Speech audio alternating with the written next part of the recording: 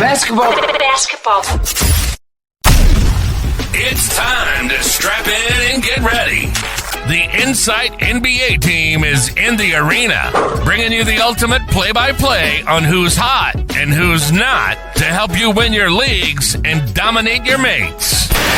You're now hooping with your hosts, Matty G, Skiddy, and Matty for the Insight NBA show.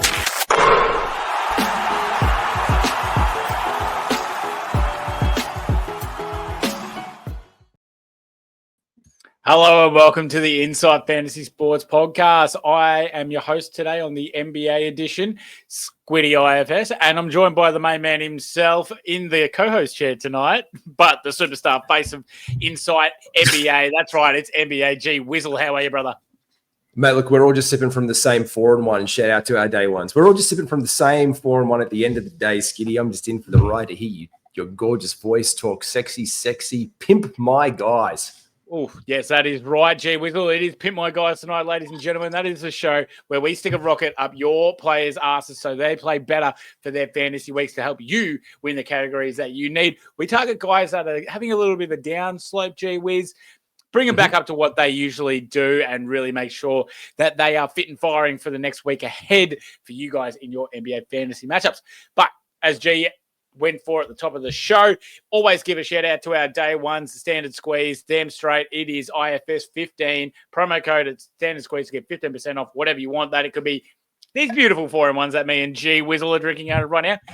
Beer cold at night, coffee warm in the morning. G, tell me how good they are, because I think everyone's sick and tired of me talking about how good they are. No, you're never too sick of a good 4-in-1, and it holds your whiskey as well as it holds your coffee, or it holds your coffee with your whiskey in it if you're a little bit Irish or just a bit gamey in the morning. So it's the perfect start up and fire up. And I love this too, Skiddy, when you say it's going to fire a rocket up the asses of the players that you have on your fantasy team, because some of these blokes this week haven't just driven their value off a cliff like Jimmy Butler. They've decided to they've basically become flat earthers and then just driven off the edge while Kyrie's standing there at the edge going, told you so. Mm-hmm. Like their value has plummeted in the ranks, my man. Mm-hmm. Big time, G. So that's why we want to swing around and make sure that they don't do that next week and they figure it out and play the good basketball that we want them to see. But G Wiz, we're going to start off with Squizzy's Quizzy to start off. And my Quizzy for you this week, G Wizzle, is trade reports coming out now. De'Aaron Fox, most likely going to be traded from the Sacramento Kings. I've had a very boisterous opinion on where I want to see De'Aaron Fox. Where do you want to see De'Aaron Fox? I just want to see him just regain his joy. He hated playing for the Kings today, didn't he? He just did not give a shit. I was watching this. I didn't get to watch the whole game. I was busy for most of the day, but I did try to check in for a few games. As I watched this, I was just like, they're not. Surely, like maybe there's like just a tactical rest day, like last minute scratching of the bloke. Like maybe he can't. It's against Philadelphia. He's got a sore quaddy or something. He played 34 minutes, the lowest minutes out of any of the starters, and he just looked completely dissatisfied with the whole experience out there. Keon Ellis also looked dissatisfied, and everyone's jumping on him. Look, I don't know, man. I wanted to see him go with Bam and his friend. Oh, okay. I like the fit. I do like this fit though in San Antonio land, and I do wonder about what that brings, because for me, like Trae Jones has just got to be like, why? Trae Jones for me is the guy who's like, why did I choose the fucking NBA as a career?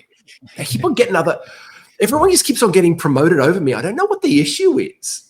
Poor Trae Jones had a couple of years ago, and how would you be? I feel sorry for him. But Chris Paul is going to be the veteran off the bench, and that's great for them. Again, my thing there is I want him to go. I just don't think – I thought Stephon Castle or Vassell have to be the two guys that are in that to make it work for some premium stock for me. And I know they want win now, so this is where I'm thinking if it's going to be an option, there's going to be a third team, and that third team is going to gateway that. So I've read some theories about it. I think there could be a third team that gets in the mix. I think at this point, I think we do see him go to San Antonio. I mean, look, hey, if you're De'Aaron Fox, you get yourself to San Antonio as quickly as you can. If you're the Spurs, you get De'Aaron Fox in the door as quickly as possible. That is just a beast of a 1-2 combo with Wemby there.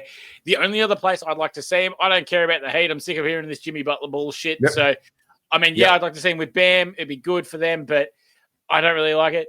But where I would love to see him the most, aside from San Antonio, that goes 1-1 with that, put him on the Orlando Magic. Put him with Suggs, Franz, and Paolo.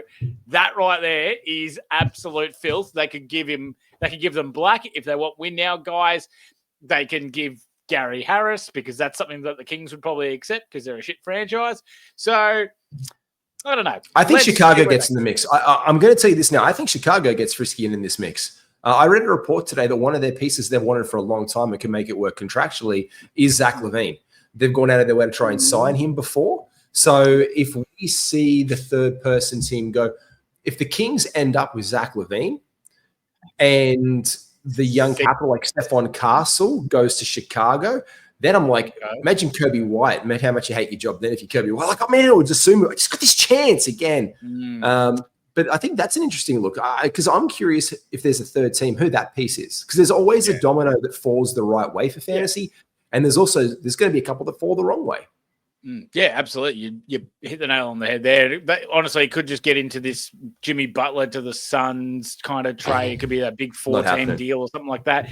But geez, if the Kings just go, screw it, we're going to take Zach LaVine, and DeMar DeRozan's gone, I've just gotten away from this bloke in Chicago. Now you're bringing him over here. Bloody hell. So then it all goes to shit again. But either way, that's enough for that. We're going to get into Pimp My Guys, ladies and gentlemen. And it wasn't last week because we had some family things that we had to attend to. But the week before, me and Mally had to do our Pimp My Guys one. And this was probably our best one yet. Tatum went from 123 to 19, even though he had a stinker today. Ja Morant, 182 to 78. CJ McCollum went from 184th to 3rd. So rocket well and truly received over there in New Orleans. RJ Barrett from 249th to 54th. DeAndre Ayton, which is unbelievable how bad his year has been. And we got him from 256 to 56th. And Derek White from 275th to 65. Gee, it's just what we do. We just put it up there and they get better. And look, what I love about this is the NBA Players Association is obviously on our side, and they disseminate this podcast to all the players and say, look, guys, this is not good enough. Skiddy has had enough. You've got to get your game. You've got to get your game right. And then they respond. So the players who you're about to hear, these are the targets you want because they will be better. The proof is in the Skiddy proverbial pudding. Damn right, Jay. So we're going to start off with a guy. I can't believe how many times that this guy's already been on here, but we're going back to Jaylen Brown. And look, this is just one where we can just show how badly that free throws can affect you because the points, rebounds, assists are all still okay. His steals are down, even though he averages 1.2 for the year, and he's down to 0.5. Blocks are still about the same, but his threes are down as well. Even though his field goal percentage is actually up, and his threes are down. Free throw percentage absolutely killing you, 53% on about 6.5 per game. Turnovers are down to 0.5, so that isn't even coming close to it. It's just how bad that he has been by the free throw line this week. Gee, are we worried, or is this just one that we need to send there just for the good of the NBA fantasy community, just to get Jaylen Brown back up? Oh, look, I think Rocket needs to be firmly, and I think he needs to work on his free throw game instead of just getting pissy that he didn't make the Olympic squad. Because this is a guy who was an elite NBA player. We've said he's an elite two-way player for a long time. He proved his worth last year, winning the conference finals MVP and NBA finals MVP. I had money on that. I was very happy about it because he can't do this. So I'm like, well, yes, he can. He just wants to go out there and play. But whenever it's a close game, I'm not a Celtics fan, but if I'm a Celtics fan, I'm like, please just don't let Jaylen Brown near the ball. Don't do it. Don't put him near there because he will not be good for us. So for me, that's where I'm at with him. I'm really frustrated with seeing this in Brown. I think they've got an incredible squad, and I'm just not sure what more we need for him to be consistently better. But I think we're at the place now where he will be. But this free throw attempts, it's almost like he's a perfect later round complement to a Giannis build. And that's a beast of a lineup. You know what I mean? Like, that's where I'm talking. Yeah. I'm talking like, if you're just saying F you to free throw percentage all the way, do you not just slide this guy in? Imagine how much damage they're going to do points, rebounds, assists-wise, and field goal percentage-wise, if that can improve. Like, that's a bloody wrecking ball of a team you can put together, mate. Yeah, absolutely it is. And look, his free throw has been okay when he first came in, and then it's just taken a nosedive. So he needs to figure it out. He's 74 for the year. Last year he was 76, which wasn't even that great. So he needs to figure out these free throws, and he needs to figure it out quick because I'm sick of seeing this crap. I had faith in him to bounce back, and he just hasn't done it.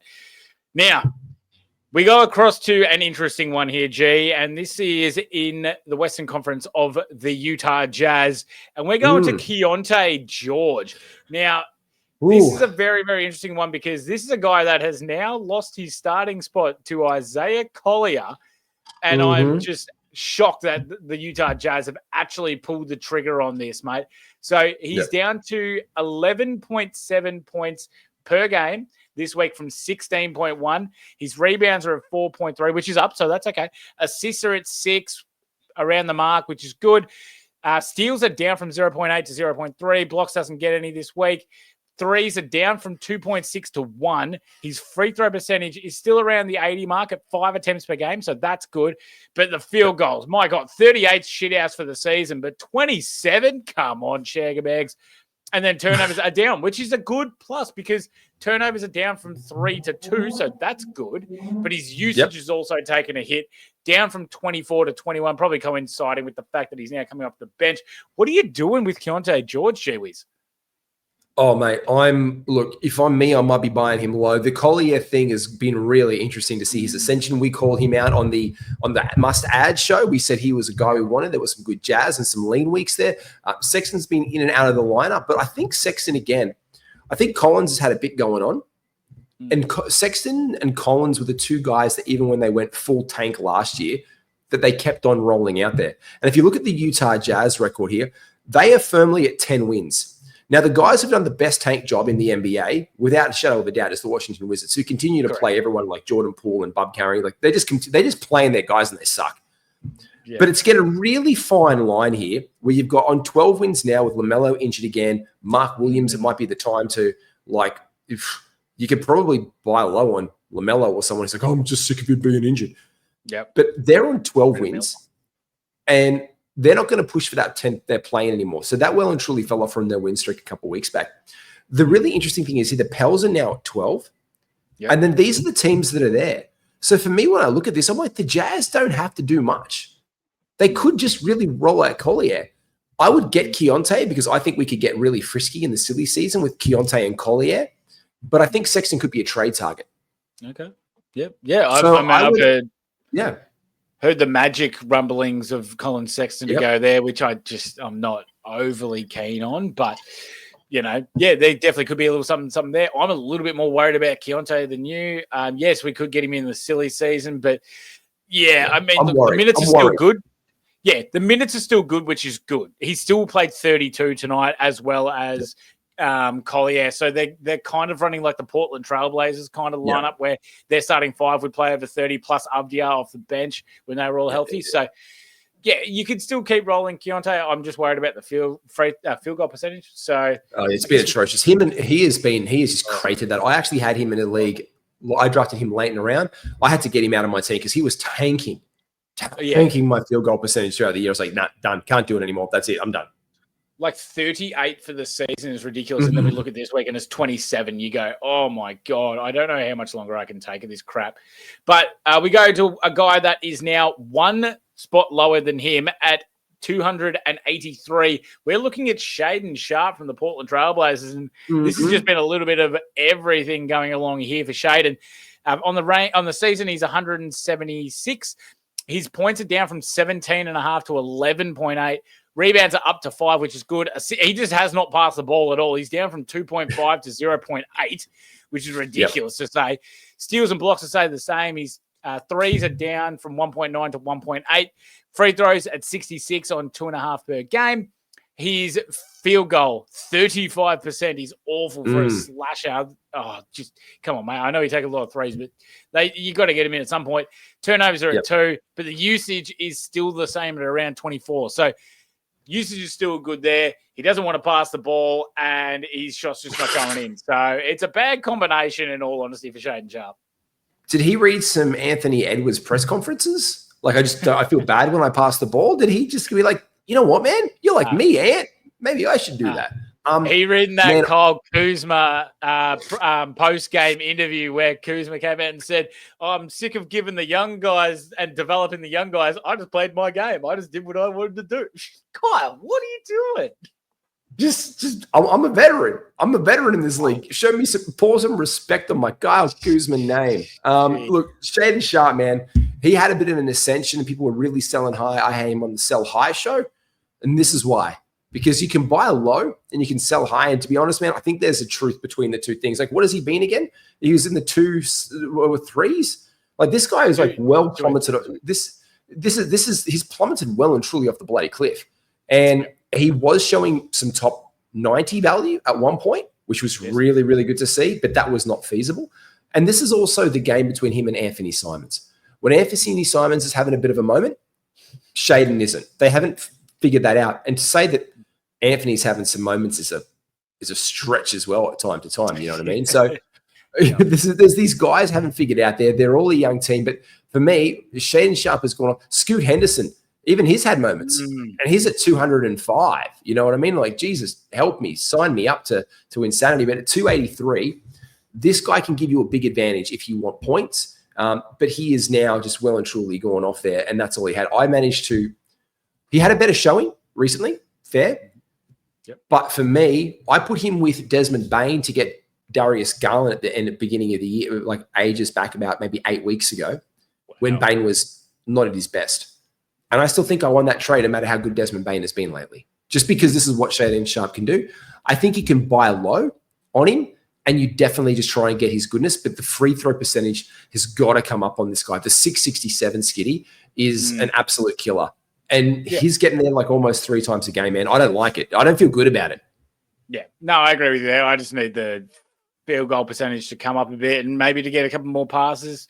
I like that he's going in for the boards. That's good. But it's a very score-heavy kind of player that if he doesn't score, then he's giving you shit all. So it's a tough one at the time to have Shaden Sharp. But oh, gee, I'm going to bring the house down. I'll tell you what, mate. No. One of your houses, Harris. It's Tobias Harris, who's had an absolute stinker this week.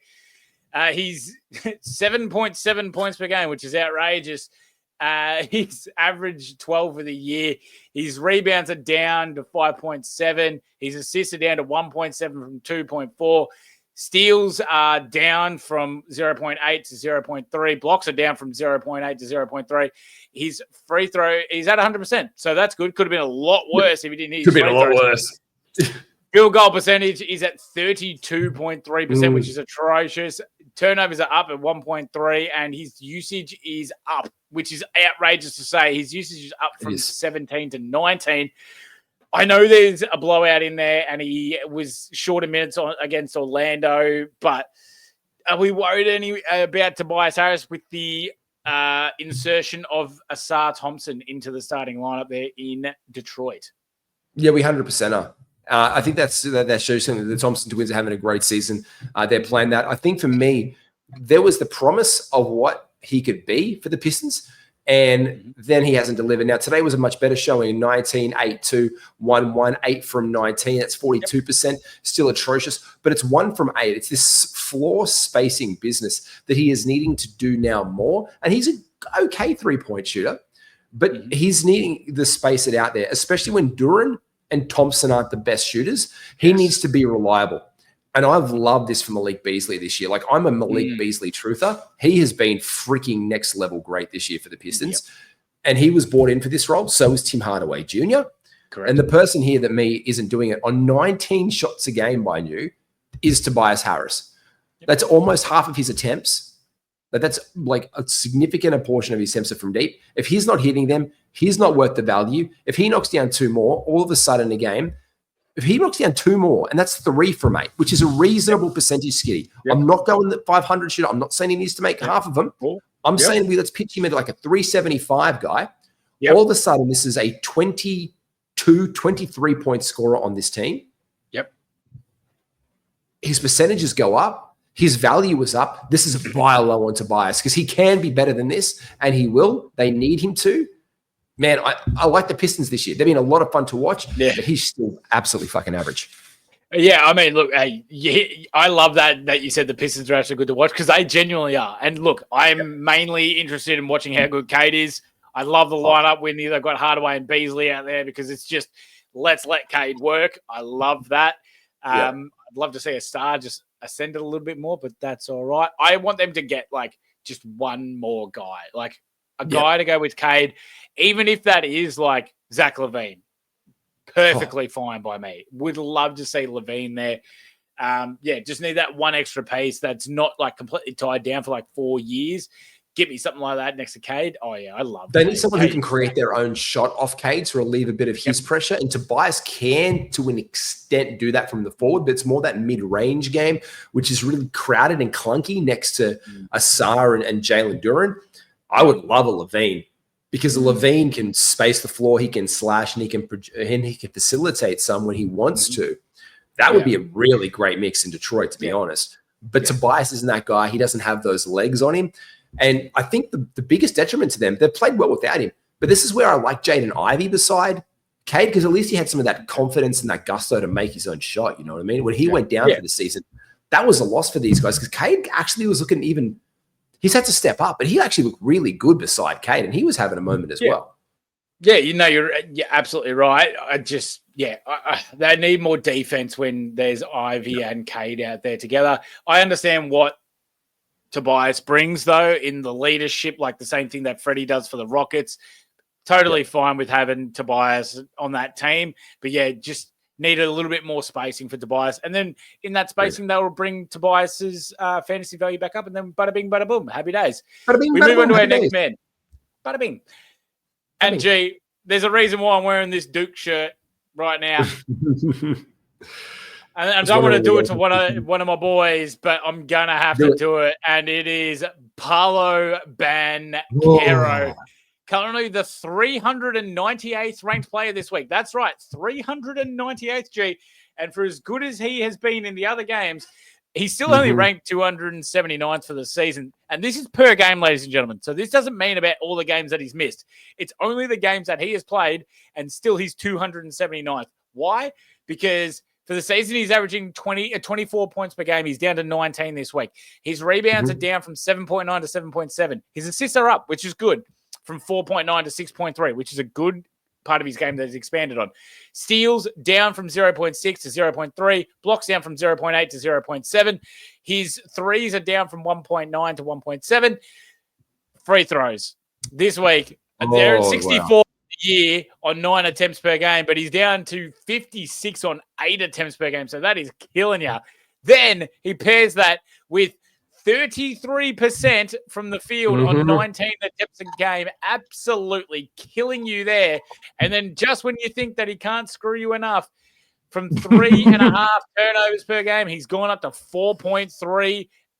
And I am just sitting there going, please, Paolo, stop it. Come back to the 5 games that you played at the start of the year. Please make the bad man stop. How many games did he get? How many games did he get out of him? Out of him before he went down this year? Was it 5? So he played the first 5 games this season. He had a 33 piece and a 50 piece. He shot all right from the field. Wasn't his best games, and then since he's come back, he's had the first game he came back. He had 34, 5, and 7 on good efficiency. Other than that, it's not been great. It hasn't been great, and that's a really bloody poor thing as well. He's done he's either had good counting stats and bad percentages, or bad counting stats and okay percentages. It hasn't mixed yet. It hasn't coalesced, one would say. Look, I'm going back and doing a deep dive for each at the beginning of the year and Paolo Banchero's number. So this shows you where he was and what he is. Now, he was still the 130th ranked player after playing 5 games. If I go back and I dial that back even, let me go back and dial it back another week in time because I've got this from November right now. Let's go until like the December, I think it would be. Early November the 1st. And we back, about 5 games. Here we go. So this is his territory right around here. This is what you started the year with. At 5 games played, most of the NBA had played 6 or 7. He was at 29 points per game, 2 threes, 8.8 rebounds, 5.6 assists, almost a steal a game, 0.6, 0.8 blocks. But this is what was impressive. It was the 495 from the floor efficiency, which was good for him considering these numbers, Correct. and 644 from the line after those 5 games. So this is why we never trust him. He's a great points league player. Great points league player. That's been a bit wavy, but this, mate, for sure. Mate, you're buying low because he's got to be better than this. But do you think he's one of the guys that we overinvest in fantasy? Like, oh, man, I love Paolo. And people take him in a category league, confusing the value with points. Yeah, I think he's that like you put him in the same kind of category as Ja Morant was. Remember how Ja, like people were taking Ja around like the 2030s, and you're like, why though? Because his percentages really aren't it. I understand that you want points and assists, but Paolo's the guy where you like people were going for like top 40s for Paolo, and the only thing that we had on previous years was like he was outside the top 100, and we were like, yeah, I can understand why you think that he's going to get better. It's just that his percentages hurt you so badly on such big attempts per game. Like you can have these good games. Yeah, the potential upside's there, but it's 1 in about 7 or 8. When we can get that down to 1 or 2, then it's fine. But 1 in 7 is really tough. And the thing is, we fall in love with this nostalgia of like, oh, remember how good Paolo was before he got injured. Yeah, we do. Dude was like popping off. But this does not back up. This is the eye test for fantasy about Paolo. You take him and you draft him high in points category, points leagues, 100%. Like points leagues, you can put him in as a top 30 guy. Pigeonhole it in there. But this right now, man, I'm not for it. And I'm buying low because he's got to be better than this. But I don't know how much. Yeah. Well, I think also, too, a lot of people are still remembering how good he was in that 7-game series versus the Cavs in the playoff last year. And everyone was like, oh, he's going to take that step forward. We just need those other little bits and bobs up, and then Paolo will be back. So, yeah, buy him at bottom dollar, and then we're... And if he could get me 1.2 to 1.5 steals a game, or at least a block at 1.2, if he was getting 2 stocks a game consistently and showing me on both ends that he's an elite player, I'd buy in a little bit more. I'm buying him low right now, but the price is so high on Paolo Banchero that you want to be very careful as a manager, I think, what you want to pay for that in the long run. I 100% agree there. And, well, his assists have come up, so he's improved on that. So then hopefully next year will be steals or blocks. The year after that, steals or blocks. And there we go. We have a good player. Exactly. You guys know how this works. We always do it in line, and you might sit there and go to me, Squid, there's no way you have someone on this list that's worse than 398th. And I'll say, hold my beer, Shagger Bags, because no, Skiddy. Hold your 4-1. Hold your 4-1. Hold my 4-1, Trae Young says, because Trae finished this week at ranked 399, while in the season he is 57th. He played 3 games this week, ladies and gentlemen, at 37 minutes a night. And yes, he finished at 399 because points were down from 22.7 to 18.3. His rebounds were down from 3.3 to 2.7. Assists down from 11.4, which is the main thing that we need Trae Young for, to 8.7. Didn't get a steal, didn't get a block. Threes down from 2.9 to 1.7. His free throw, which is normally elite at 85% on 7 attempts per game, he was at 70 on 6 attempts per game. Unbelievably, his field goal percentage was around his mark. He actually went up in field goal percentage from 40.2 to 40.4, which is unbelievable. But have a look at this. 4.7 turnovers for the year. Trae says, no. We're going to 7.3 this week. Hold my 4-1, Trae says. Yeah, he was the ball. He is just, it's nuts, man. Seeing that. Here's the weird thing, though, right? Trae Young's usage is literally what his season average is this year. He's still at 28.4. So he's still finishing the possessions with his usage with either shooting or passing. It's just that all of them are going to the other team.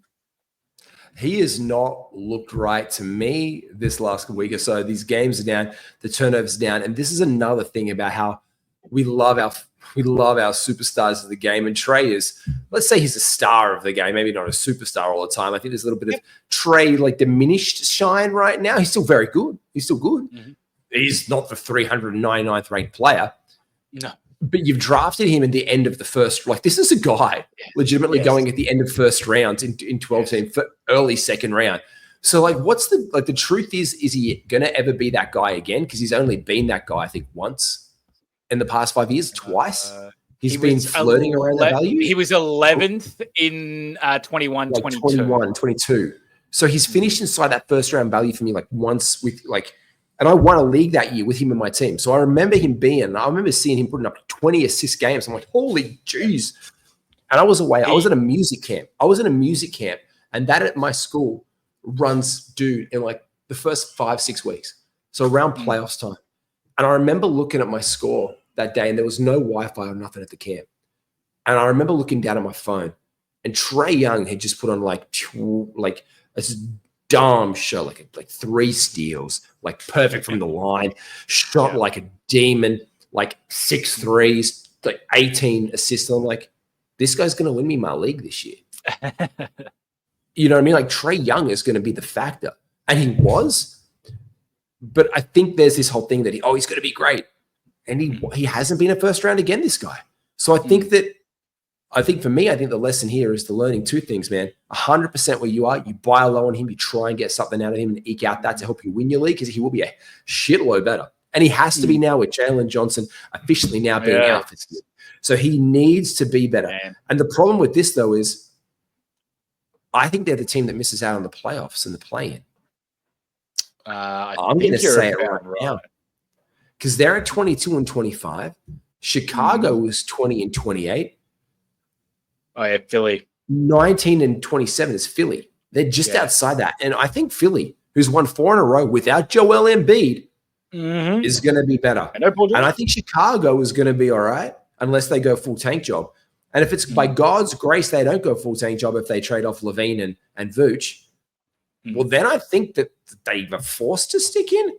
But the Hawks have lost 6 in a row now. Yeah. And that's not looking pretty in what they could have been up there in the East. Because there's only 2 wins that separate them from being in the top 6. Yeah. And if they lose 3 or 4 more, man, I don't know about it. I don't feel comfortable. But I'm buying low on him, and I'm never investing a first round of this guy if I'm an owner. 100%. Look, we know the reason why we're so in on Trae Young near the first round is because he's the best guy in the league for assists. So that's where you pair it to. But if his assists are going to 8.7, then that's not what we want. We need him to be at those standout 12% to 12 assists to be able to compromise those percentages that he has and those shitty turnovers. So he needs to stick it up. But also, too, if Atlanta missed the playoffs, no skin off my ass. They've beaten us twice this year. So I'm more than happy to see them not make the playoffs. That is fine by me. We don't have to worry about Dyson Daniels clamping in the playoffs. That's great. All right, G, rapid fire to finish off the show. All right. Yes. Would you buy low? Would you sell? Or would you drop on these players? Jaylen Brown, where are you running? Buy low. Buy low. I agree, mate. Yep. Buy low on Jaylen Brown. It just needs a couple of things to switch around and he'll be right. If you're a Giannis team, as G said at the start of the year, I'd be having a goddamn look. Oh. Woo. What are you doing with Keontae George? I'm buying low. If I'm an owner, I'm taking back a piece that I can get because I'm just not sure what the Collier piece now that's added a different dimension to it, man. So I'm buying low, but I'm paying a bargain basement price, and then I can get something back because right now he's off a waiver for me. That's fair. I'm with you that you could have that crack, but also too, if I'm a Keontae George owner, drop his ass and don't feel bad about it, ladies and gentlemen. I could not give a shit. Shaden Sharp. Buy low, silly season breakout. They do it every single year. I'm buying low, but I'm also holding on buying low to see if the owner is so frustrated this week. If he has another stinker, puts him on the waiver wire, and I am swooping on in to pick him on up. I 100% agree. I am this close to saying dropping Shaden Sharp, but you're right. The silly season does bring it over a little bit for me. And just the amount of points that I think he's able to score, even though there's a lot of mouths to feed now in Portland. So I'm with you on that. How about Houses, Tobias Harris? Oh, Jesus. Fuck. You've got me in my emotions, Skidmore. Buying low, and I'm conscious of the price I'm paying, but I am buying low on him. Okay, right. I am firmly at, if you find when Tobias Harris has a good game next, you could probably even do it after the game that he just played today. That's probably good enough. Sell him because Asar Thompson is the thing that they need, and then they need another shooter. If Tobias isn't able to do it, screw it. Let's give Beef Stew another shot. Don't care. Let's get Beefy in there. Let's play Asar at the 4, and we'll bring in more minutes of Hardaway and Sasser and Beasley and Fontecchio. Fine. We just need someone to get out of the way for Cade, and we're happy. So I'm happy to sell Tobias Harris. I'll tell you that much. What are you doing with Paolo Banchero? I am hoping someone sends me a good buy low option that I can negotiate, because I am not willing to pay a price for him, because there's always a premium on our superstars in the trade. So if I'm an owner, I am hoping that someone drops into my DMs with an offer, and then I negotiate up as high as I can to get the categories I need and field my steals and my blocks and my points and whatever other one I can get. But I'm definitely not touching that for the 10-foot fucking ball. Yeah, I 100% agree. Now that France is back as well, that means there's a bit more touches to go to France. So I'm with you. If I have Paolo, I am just going around to everyone in my league and be like, hey, look, Magic's best player. Everyone knows he's going to be a superstar. So, drop in your group chat. Okay, blah, blah, blah, and Paolo on the block and see what you come back. Yeah. Always leave him last, just so, you're not really doing it, but you might consider it, even though you need to piss him off. And then what about Trae Young? I'm doing the same. I'm definitely doing the Kanye West and going, honey, and dropping him on last. I'm dropping like Josh Hart. I'm dropping Josh Hart, Jakob Poeltl, Jaylen Brown, and ... Trae Young, OTB in my group chat and be like, what, Trae Young's on the block? Okay. I'm just dropping it out there and seeing what I can get back. I'm just doing it. All right. I'm still on the firm line that that if I have Trae Young, then I have obviously drafted a team surrounding assists. Still the best assist guy. But if you could, try and alter, if you have another way that you can go with your team and your percentages aren't completely shot and Trade's the reason why, then I would consider moving him along somewhere else. If you're the team that has good assists already and you want to solidify it, have that crack. Bugger it. You got DG? Yeah, 100%. You have that crack. You got I suppose Cade on your team. Yeah, you have that crack. You got Tyrese Halliburton. You have that crack. You do. You're 100%. And you just see what comes back to you. And if you can get a great 2-for-1 that really strengthens you up and that you love, especially if it's an early second rounder piece for that. Because again, there's the allure of Trae being a first round guy. Yeah. And he's such right now, like, come on, guys. He's like, come on, man, be serious. It's Trae Young. Yeah. What do you got?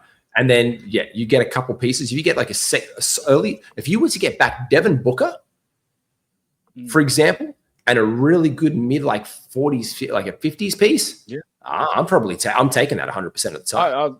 I'd probably take that too as soon as when Bill's gone as well. But I think as well the Jalen Johnson injury really impacts Trae, because that's a ball handler that's now gone, and that's going to have to be replaced by a non-ball handler, because Trae's now the only guy, and I think we're going to see a lot of double teams going at Trae. And there's no one else that can really do it besides Bogey. So if there's no Bogey, and unless they give our boy Wallace a bit of minutes, gee whiz, you know what I mean? Okay, come on, let's throw some Wallace minutes out there. Let's just go that way. And look at Atlanta, man, with now Jaylen being out for the year. I'm not sure we get that. I think Dyson continues to roll out there for that. I can just tell you this, man. The victory lap is on Dyson Daniels for me, especially for Kingy, is going to be so totally and absolutely bloody soured if they're like, oh, fuck it, let's just not play Dyson now. Otherwise, I'm like we don't want to get Dyson hurt. That would kill me. That would kill me. Me too, because I seriously need him to win most improved player, because I win a lot of money if I get that. Ladies and gentlemen, this has been Pimp My Guys for week 15. Thank you very much for joining us. Make sure you leave a like and subscribe and ring the bell and all that good stuff so you can catch up on all the good stuff at Inside Fantasy Sports. Doesn't matter if it's NBA, AFL, NFL, NBL, NFL, DDL, Friday L, whatever BL. All of it's the good stuff. Make sure you tune into us. BBCL, whatever. Woo. It's supposed to be Skiddy. I'm pretty sure that's Matrix OnlyFans. It is Matt Trickster's thing. I don't mean to be dirty, but just hold your finger up for me. Don't smell it. Just place it above your name. Just go across to your thing and then do this down here and go back a little bit to your left, to your left, to your left, to your other left. There you go. And go up and down, because right down there on the show, you can see a whole bunch of products that are viewing the products. That is our NBA fantasy wear. Check it on out. We have a bit of a drop coming up in February where 20% of all profits are going to actually go to a charity that we're going to drop that out. We're actually going to be donating 20% of profits that we get from those shirts out to a special cause that will be announced on another podcast network, funnily enough. Not us. I'm not going to tell you who it is. The podcaster themselves is going to tell you about that deal. But you can get your stuff down there right now, and anything that goes before this drop is still going to make it 20% goes up to a very good cause, and we'll give you more details on that very, very soon. Love that. Make sure you keep informed with G Wizzle on Twitter or X or whatever the hell it is. But either way, ladies and gentlemen, thank you for joining us. We'll see you again next time. Hope you have a good one.